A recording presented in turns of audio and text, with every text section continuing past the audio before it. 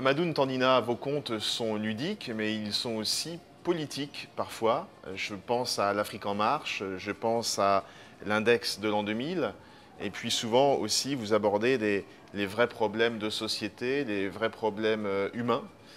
C'est important pour vous, ça? Oui, c'est très important dans la mesure où je peux même me dire poète, disons, conteur de circonstances, parce que je fais des contes à thème.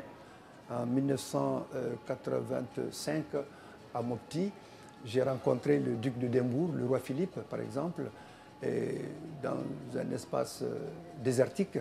Et ce jour-là, il nous avait posé la question suivante sur l'avancement du désert.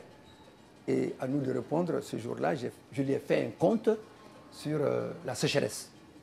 Ça, c'était un conte de circonstance au duc de Dembourg.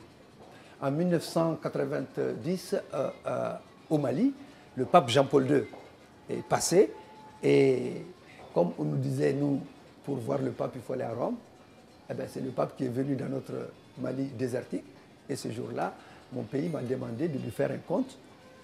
Et c'est à cette occasion que je lui ai fait le conte sur l'index de l'an 2000. Autrement dit, disons, tous les mots du siècle dans un mouchoir de poche et placés dans un arbre qui marche. C'est comme ça que j'ai intitulé Index de l'an 2000.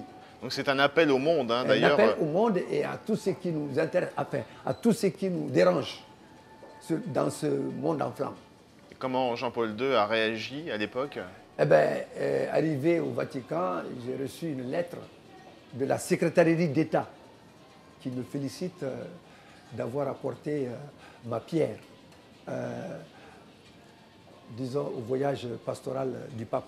Alors Amadou Ntandina, vos contes parlent aussi beaucoup d'humanité et des grandes maladies de ce siècle. Et oui, j'ai saisi, par exemple, le sida par ses cheveux. J'ai parlé du sida, du choléra.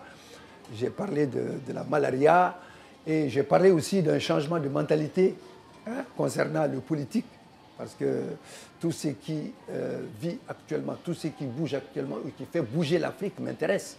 On ne peut pas être conteur et ne pas s'intéresser au mouvement politique, c'est-à-dire de cette Afrique qui se recherche depuis les indépendances. Toujours avec des images, on est bien d'accord, et toujours avec les mots Il faut cachés derrière les placer images. les mots derrière les images ou les images derrière les mots. En tout cas, il faut essayer de s'exprimer sans blesser, ce qui est important. Il faut changer mentalité, mentalité du président, mentalité des députés, mentalité des gouverneurs. Oui, il faut changer toutes ces mentalités, sans quoi notre barque ne pourra pas avancer. Là, j'ai cité Amadou Ntandina. Eh oui, changer les mentalités, la mentalité du président d'abord, ensuite la mentalité des députés, des gouvernants, des commerçants, des étudiants, des artisans, même des coopérants, des assistants et même des mendiants. Il faut changer toutes les mentalités.